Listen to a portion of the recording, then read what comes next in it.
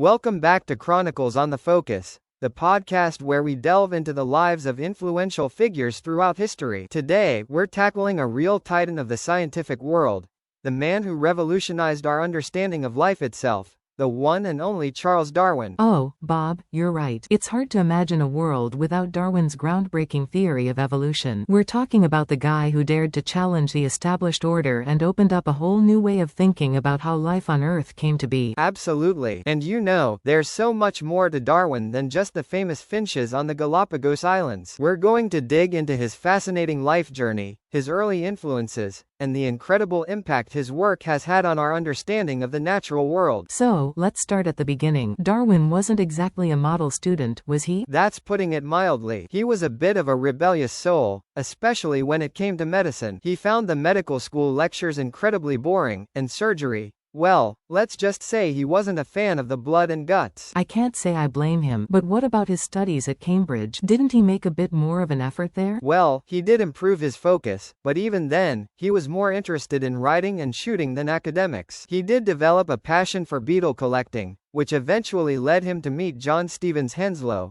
a prominent botany professor who became a mentor and a good friend. That Henslow connection was a real game changer, right? It's kind of funny how the beetle collecting thing led to a life-altering voyage. It really was. Henslow recommended Darwin for a position on the HMS Beagle expedition, which was setting out on a 5-year voyage around the world. This was a defining moment in Darwin's life. The Beagle voyage allowed him to observe and collect specimens from a wide range of ecosystems, from the tropics to the southern hemisphere. Imagine being a young man with a passion for nature and getting to explore the entire world. It must have been an incredible adventure. It was truly a remarkable experience. It was during his time on the Beagle that Darwin started to develop his theory of natural selection. He observed the diversity of life on the Galapagos Islands, particularly the famous finches, and realized that the different species had adapted to their specific environments. So, those finches became the poster children for evolution. But it took a long time for Darwin to publish his groundbreaking theory, didn't it? It did, Alice. He spent years gathering evidence, conducting experiments, and wrestling with the implications of his ideas. He was a bit of a perfectionist, and he didn't want to release his theory until he felt it was absolutely rock solid. He was definitely a pioneer, pushing the boundaries of science, but it wasn't easy for him, was it? He faced criticism and controversy from those who clung to traditional views. That's right. His book, On the Origin of Species,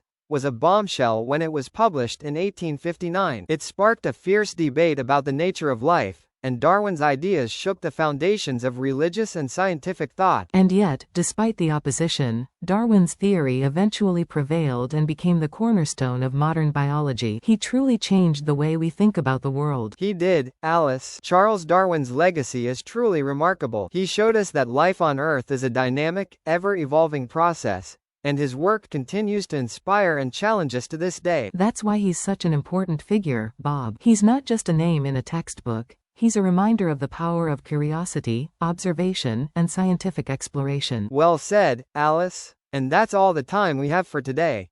Be sure to join us next time, as we delve into another captivating chronicle on the Focus.